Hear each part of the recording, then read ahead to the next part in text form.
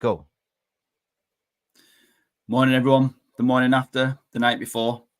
Let's see. Let's discuss our thoughts. Here's my thoughts on the game.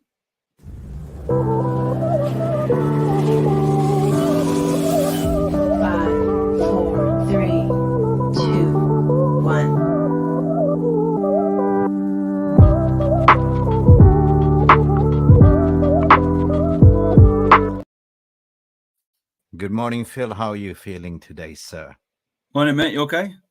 Yeah, I'm okay. Basically, let's reflect on yesterday's performance. Let's talk about what happened with the Sancho situation, and what better way to talk to you that provide a little bit of analytics and being the protector of Sancho. I mean, what really went down yesterday? I want to hear your thoughts and feelings, Phil. Talk to us.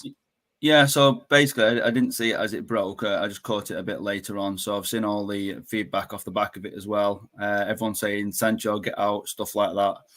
I think at the end of the day, we will never know the full truth of what's occurred. I'm not defending Sancho. I'm not defending Ten Hag. My only disappointment was Ten Hag hasn't done this since he's joined the club. He's not singled out a player on something that people didn't know about. So, for example, with the Ronaldo situation where he walked out, that was obvious. Everyone had seen it. And he took other players with him when he refused to stay and stuff like that. Whereas this Sancho situation has happened behind closed doors. Whatever has happened. And for Sancho to come out and say it's not true is a bit surprising because it's almost as though he's been told something different. Let's be honest, he's going to get thrashed out today one way or another. Either, like the old Beckham boot, that's the last time we see you, thanks for coming, and he'll get shipped off to Saudis before the closing deadline on Thursday, I think it is, the 7th. Yeah. Which I'll be absolutely gutted for. You know, I've been an advocate for Sancho since he's joined. I've really, really wanted him to succeed. I still think there's a fantastic player in him. He's 24 years old. I think it is something like that. At the end of the day, I look back to when I was 24 and you're still a kid. You're still finding your feet. I know you're an adult, but you're not. Do you know what I mean? And people don't appreciate what a 24-year-old's done, left home, gone to live in another country, find their own feet. Yeah, they're on mega money, but money doesn't make everything okay in life. So with Sancho, if he has got mental health issues and he was given all the support last year, we don't know the truth. Everyone was of the assumption and going off rumours that it was a mental health issues that he was dealing with, and maybe it was. But it seems very strange that if it was, and Ten Hag's given him essentially a 3-month sabbatical, and then throwing him under the bus, as it appears. Now, I've seen the presser where Ten Hag's asked, but Ten Hag had a chance to say, you know, he just wasn't ready for the game today, or we've picked the team based on what we felt was most suitable for today, or something like that. Could have worded it very differently without airing the dirty laundry for all to see. But so, in a way, I kind of analyzed the interview and everything, and I don't think Ten Hag did kind of throw him under the bus, and he didn't lie. And he just basically, I agree. He basically said, like, he didn't follow my rules and principles. At the end of the day, I don't pick, players by the training merit. It's about the outputs on, on the pitch and stuff like that. And then I understand the training, though, didn't he? He said he hasn't. He said in training you've got to give your all every day. Basically, you've got to be good enough every day.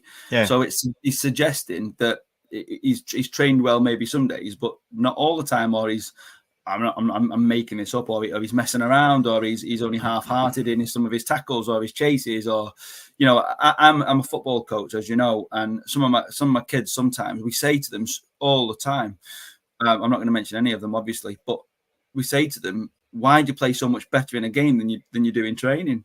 And it's great that they do, because we're getting the result, but and they're only kids, they're under 12s, but it's the same principle.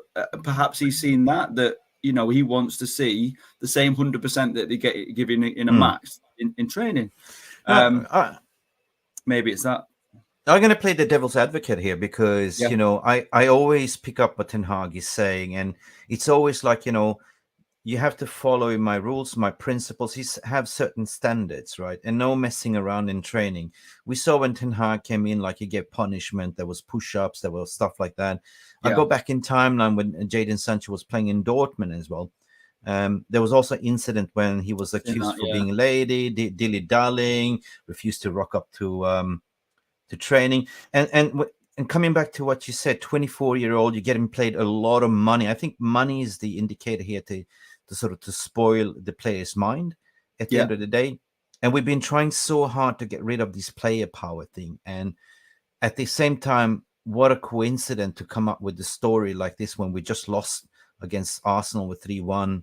And media is kind of make a meal out of it. But if we look at from the footballing side of it, if we look at from a club side of it, do you think that Ten Hag did the right thing here? My concern is it has echoes of the Mourinho situation when he was slating Pogba and Shaw and stuff like that. And everyone was saying, why has he done this in public? Why has he done this? Why is Mourinho putting people out, hanging people out to dry? As I say, the difference is with the Ronaldo situation, everyone saw it, so they could form their own opinions. Ronaldo had left before the game had finished. It was clear, those situations. So clearly it was punished. The Rashford situation where he was late for training, absolutely fantastic. He was only, I think Rashford said afterwards, he was only about 2 minutes late, but Rashford said, I appreciate the standards. It's good. I'll learn from it. I'll not do it again. Absolutely. So fully on board with that. But the only thing I would say off the back of that is, excuse me 1 minute. It's okay. It's fine. No, I'm just reflecting. Basically, So the only thing I would say off the back of that is that was slightly different to the Sancho situation because nobody actually knows what went on behind the scene. So I think he said Scott was ill. It was a quick one line. Scott was ill. And Sancho, he basically didn't perform in training. He didn't give the full. He just give a bit more. He just give so many headlines to the press, which maybe, and this has just come to my mind now, and I'm not saying this is the case. Maybe it was to deflect away from what had happened in the game, because that's going to take all the headlines, isn't it? It's not going to take the fact that United would be. I must argue to a point that he's been dealt a bad hand in this transfer window with a limited budget and dealing with the Glazers' ownership and clearly a little bit of a frustration. A lot of things going on in his play. Got this question, and in being Dutch are very direct in what they're saying, right? They don't dilly-dally. So basically he was giving a message, well, if you're not good enough, if you're not following my principles, work harder. I'm going to the favoritism, going back to Scott McTominay as an example, right? Yeah. We had numerous trainings like Mourinho, Oli, like Ragnick, and everyone was saying in praise, waxing lyrical, how good McTominay is in training. Yeah. But I'm saying training versus match is totally different. Like you can be a world purloy, like you're in training, but if you're not producing on the pitch, surely like you're going to be called out at the end of the day, right? You're getting paid a lot of money to play for United, to come out to back yourself. I understand, you should just take it like, after training, go speak to the gaffer to say, what did you mean with this? Instead of like backing yourself. Now you just open a can of worm to say you created a war, Sancho versus Ten Hag, and this is now going to fuel, the press is going to make a meal out of it. We're not playing for another 2 weeks. There's going to be a lot of, the takeover news is going to start spinning again, and fans is going to be divided. What a timing. But we've seen this all before, right? Haven't we? Like this is the perfect playbook of how do we hurt United more, right? It's going to go on till Thursday, till the Saudi window shuts on Thursday, because it's give them a little hook into the Saudi league. He's getting linked to the Saudis now, and he's off out sort of thing. I would be gutted if he went, because let's be honest, Saudis don't do loans; they just take your player. Simple as that. Do you think? Do you see that? Do you see this as the only solution right now, or do you see that they work it out? It depends what's going on, because from what we've read in the past on social media, what's allowed, and we're not in the club, so we don't know. We're going to go for what we've read, but we believe there has been a sort of ban on what your freedom of speech is within as part of your contract. So if he's in breach of his contract, I'm not saying they're going to turn his contract inside out and close it, but I think what they could potentially do is say, look, you're going to get fined for what you've done. And then they'll have to, let's be honest, he'll be in his office first thing this morning. We'd like to see some photo of Sancho arriving and not trying to go up against the manager and not turning up. We don't want him to go AWOL. We do not want to see that. I want him to see him go in, have a one-to-one conversation with Ten Hag. You're not going to see it, but do you know what I mean? I want to see that that's what's occurred. And just know that, and hopefully in the next presser, Ten Hag says, look, what was done, what was said was said. It's been sorted behind closed doors. We move on. He's a fantastic player, and we know he'll give his all for the club. Something, as smooth, streamlined as that. And he got, okay, and he's done. That's okay. It. Closed. Okay. Final question regarding the Sancho, though. Do you think that this has been blown out of proportions, that is more than amplified than it actually is, if you read into it? I think the problem is Sancho hasn't just put a quick statement out saying, like, don't believe everything you read in the press, or don't believe everything you hear. He's put two little paragraphs together, hasn't he? Yeah. There's two sections to it. Don't believe the lies. Yeah. And number two is basically backing himself that I'm a professional, I train hard. And I'll give my all. So if he's going to give his all, I'll give my all for this badge. So if he's going to give his all for the badge, then he turns up at training this morning. If training's due to start at 7, he's there for 6:30 or 6 o'clock, saying, boss, can we have a chat before we go out onto the training ground? Let's sort this out now. Let's get this out of the way. Let's get it cleared. He doesn't want to rock up. If training starts at 7, he doesn't want to rock up at 5:02 when everyone's already there. He wants to go. He should be going in, getting this sorted earlier, speaking to the boss, having that conversation, saying, sorry, I was upset, blah, blah, blah. I didn't agree with what you said. Don't forget, Ten Hag, while he's got good English, he's not got perfect English. So it may perhaps his choice of words, because obviously a lot of times he's prepped on what to say and he's got his answers preset sort of thing. But sometimes you do see, even in normal presses, little things, and you think, well, that's not quite what he meant. And you just dismiss it because it wasn't about an individual or whatever. So there could be a perhaps little translation thing. But at the end of the day, he said what he said. I'm not going to make, I don't think either of them in the right. I think that's a problem. I think Ten Hag was given a loaded gun and he allowed it to be shot. I think at the end of the day, he could have just put the gun down and just said, look, yeah, he'll be back. He should be back for the next game. He wasn't quite ready for this game or something like that. Something very similar, which doesn't give the details. That's all I would say on it. And then Sancho wouldn't have responded in the way he has. No, I would question his advisors as well. Yeah, no, 100%. Now, I've analyzed it. I took some time to reflect on it. I didn't want to react until, we had a chat about it. And I certainly read this statement, and I can see two parts of it, providing a sort of voice of reasoning. I said that this has been blown out of proportion if you read into it, right? Manager was asked the question, why is not Sancho available? He's basically giving a message, work harder, like, train harder enough, train harder than last time, prove yourself, and you get picked. Going back to Ten Hag's principle, we know that he picks players for certain matches against the suits. And if you haven't been doing well this week, then you get punished. 100%. That's he's right. Then you read Sancho's story. He's acknowledging it that, don't believe the lies. We're good. But then he goes and back himself as a professional footballer, that I give my all for the club. I train hard. And then, take it with a pinch of salt. But I think that this has been made a meal out of it. This has been blown out of proportion. So that's why I'm asking you the question to you, where do we go from here? And I certainly believe that there will be some discussions today in Carrington, in the training ground. Boss, come here. Can we have a chat? Let's just kill this story. That's the most, professional way to do it, right? I think it was out of proportion at the end of the day. And don't let these wildfires, spread it even further. So the basic thing is just, have a mano-to-mano conversation. And what do you mean? If there's some really toxic more that we don't know, then as what you said, the Saudi window is still open. So there will be that solution. But I hate that to happen. Yeah, we're in the Nationals as well this week. Obviously, Sancho hasn't gone. So what you would see is you would see those who are left being given more direct training. So if the best thing for Sancho to clear his head, go in this morning, speak to the boss. Half the players aren't there anyway because they're going away in internationals. And we've already seen Martinez and Garnacho's gone. They've joined their flight sort of thing. So we know that people are already off. It's perfect opportunity for him to sort it out, go into training and impress while there's less people around.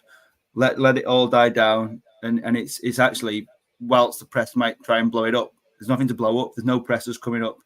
You might see a few photos sort of by Tuesday, Wednesday of a bit of training, but not much. So it's a good time to clear it up. So I think it's a good time to stay united. Don't throw the manager under the bus. Don't fall for the trick, because that happens 100%. Every year. There's certain gullible fans there. As soon as some results go wrong, you throw the manager under the bus. And you know, at the end of the day, what happens, like, you know, and now we lost Phil here. But Phil is coming back to the stream, I guess. There you are. You just disappeared for a moment, Phil. But listen, at the end of the day, what happened yesterday, I mean, I certainly didn't believe that Manchester United deserved that loss. I think we stayed compact.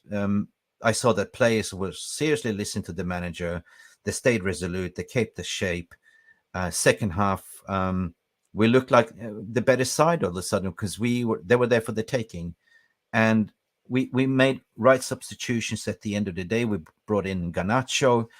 I mean, that offside ruling was dubious as hell, like, you know, to be honest. And I even had, like, you know, post-match reaction. We had Ollie, like, you know, the Arsenal supporter, and so we got away with this one. Yeah. Because if you really look at that angle, he was really not really on side. Like, United Snaps have put something up this morning that they've drawn another line on it and stuff like that. They've put it on Insta. They've drawn the line on where it should be, and you can see they've done it from his shoulder instead of his head that goes past his shoulder. It's just like, what frustrated me about that was when I looked at it, I thought, oh, he's onside, and then they put the red line up. I thought, where's that red line from? It's not even in the right place. And normally they put the crosshairs in, and it shows that when they're unsure about a decision, they put the VAR on, and it zooms right in, and you can see the pixels because they've zoomed in that much.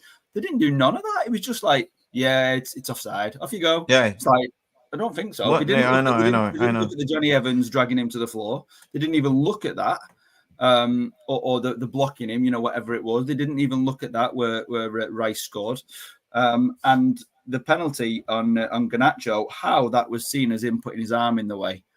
I mean, they were both a bit at first, but at the end of the day, he grabbed him and ripped him to the floor. It wasn't Garnacho. You mean Hojland? You mean Hojland? Yeah. Sorry. Yeah. No, but the thing is, like, you know, I was gutted when I actually saw Ten Hag's presser afterwards, because he said everything went against us. We were actually the better team at the end of the day. You can look at the stats, like in possession base, and it doesn't really matter at the end of the day. I mean, Rashford's goal was a beautiful. What kills me at the end of the day, that goal that Garnacho was disallowed for, that was a beautiful team goal, right? Perfect. Perfect. And I mean, what are you supposed to do? Like, you know, it's ridiculous. Excuse my language, are we going on the pubic hair or the toenail? Because at the end of the day, what we saw, was it Gabriel or was it White? His head and shoulders was leaning forward. He played him on side. So how did they draw the line? I mean, I'm saying I'm not going to be, at the end of the day, 3-1 is 3-1. But if you invested so much technology to have correct rulings, and playing at Emirates, of course, home ground advantage and all that stuff, surely, like, we got hard done. I seen so many fan cams and so many pundits and saying, well, we you know, United got done again, right? To be honest, you know what, at the end of the game, I must have been just sat there dumbfounded for like 5 minutes and just devastated. Sometimes I'm like angry, or I'm annoyed at the performance, or I'm annoyed at the word to summarize it is just robbed. Because at the end of the day, I thought at the very least we deserved a draw out of that. I thought when we went to the Emirates and we stopped Arsenal playing the Arsenal way. And that is because they had to play our way. They fell into our trap. We managed to control that game. I'm not saying for the whole 90 minutes, not at all. You know, the goal that we conceded was very big mistake. We've seen it so often in the Premier League, not for United, but from anybody. Where the goalpost defending. Straight away, you're still like in the celebratory mode. Whoa, that was great. And you took your eye off the ball. You've lost your focus for a couple of seconds, and they've scored. 35 seconds between us scoring and them scoring. That is not acceptable. That is just down to professional. But Phil, there's a classic saying: you're the most vulnerable after you score a goal. That's what I was just saying. Yeah, absolutely. And we Mm. were, but because of that, you're absolutely right. It is a classic saying. It's a known saying. So be ready for it. Be ready for it. Why should professionals be not ready for them to come out gunning and ready to try and score that goal? Because that was Arsenal playing the Arsenal way when they scored that goal, and that was the only time they had a chance to do it. And yeah, you could. I couldn't see when you look at the stats from the first half. United had better possession, but didn't really do much with the pass into the final third. I think they had like one shot on target or something, which was Rashford's. And then the second half, that swapped where we had less possession, but we had more shots on goal. And I actually think that we had a much better chance to win it. Hojland, obviously, was a definite penalty. How that was not given, I don't know. But what I am going to say is, because we need to end this stream very soon, is we have got a centre forward. Oh my word. He came on and he changed the game, not just because of this penalty and within his first couple of touches he was diving in and he had 3 defenders on him and he just tried to get his foot in to get that shot on goal. It wasn't a shot, he was falling to the floor and got his foot to it but at the end of the day he was making those movements. He was worrying the defenders, he was bullying them. You could see he was a bit like too excited at first and just knocking people out the way and stuff, but the referee was understanding of that. But you could see it made me very excited, believing we have got a real centre forward, not a striker, a centre forward. The way he played, fantastic. It's what we've been screaming for, and I'm excited. Simple as that. I agree with you, Phil. There's so much things we can talk about. We were just going to do a quick one. We can discuss this tonight as well. But moving forward, I agree what you're saying. I mean, one thing that you can take away from the positives of this, I thought we were, we didn't deserve this loss. We were, it was an even Steven game, right? And if we have if that 2-1 goal would have stand, it would be a totally different move within the fan base and social media. But looking forward, in terms of what you said in the positives, this is the way I see it as well. Lucky we have a 2 weeks break now. We've seen what it means to have a target man like Rasmus Hojland that we've been crying out for. We saw snippets of it, and as I agree, as soon as he came in, the amount of respect he got from the Arsenal defenders, he bullied Saliba, he bullied what's his name, Gabriel, and he almost got scored. So I'm positive, and then we get the chance to work Amrabat into the squad as well, and it's guttering at the end of the day, the way we lost, but it's amplified because it's Arsenal. Of course, it's Arsenal. No excuses. But the season is long, Phil. And what do you see? What's your takeaway from the positives moving forward from here before we end? Yeah, very quickly for me, we've got a centre forward, we've got Amrabat, we've got what we saw from Onana yesterday was absolutely outstanding. And what Onana's just brought, so not just not just Onana's passing. What we've seen is a calmness in our passing throughout the whole of the pitch, and it stems from Onana's calmness. He doesn't look under pressure when normally in those situations, if that was, let's just say, another goalkeeper, we'll not put for names, who was under pressure, you'd be panicking, thinking, "Oh, get rid of the ball, get rid of the ball, get rid of the ball." You just don't. You just relax, watching the game, thinking he's got this. And I believe that the players who he's coming up against believe that they're not going to put him under pressure. So what's the point? Because some of the commentators are saying, why are Arsenal letting him play this way? Because they know that he's calm and he can do it. And United are actually managing to do it. We did see, I'm sticking on the positives, so I'm not going to speak any negatives. And what we did see throughout the game, throughout the whole pitch, was a lot more calmness in our passing, a lot more control in our passing, passing out from the back. Yeah, Arsenal putting us under a little bit of pressure, but that's what they're there to do. Of course they are. So I'm really confident with the improvements that we've seen already in the first 4 games. And yeah, we should have, let's be honest, if we should have beat Spurs. There's no doubt about that. And we deserved at least a point from Arsenal, and I believe should have won it. We were robbed with the thingy. So everything's going in the right direction. We could potentially be on 12 points right now. We're not. We're on 6. It's only 4 games into the season, so it's not great. And what makes it worse is that obviously City's got the perfect record, but at the end of the day, they've also had 2-1 wins and just managed to get through at the end, hanging on. At the end of the day, form is not linear, like concept. Form comes and goes. So you know, to be saying that, to judge the season, right? Everyone picks up certain drops form. I agree with you. So anything could happen. You know, the ball is round and anything can happen. But Onana ball is starting to shape. Like if you remember the first half, the cooling composers, how much we were utilizing.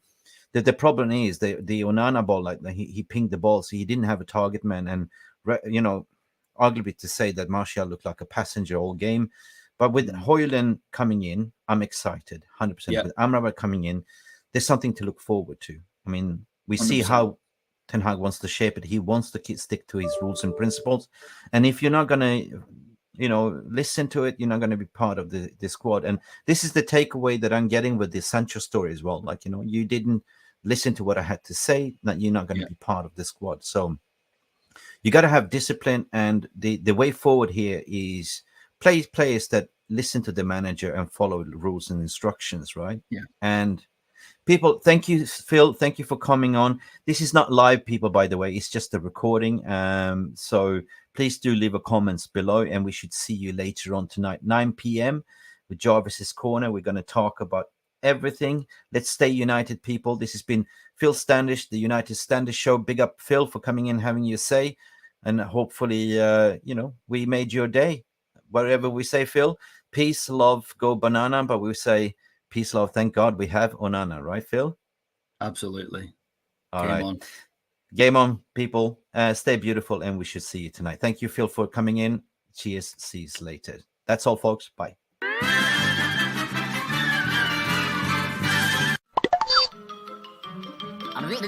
That's all, folks.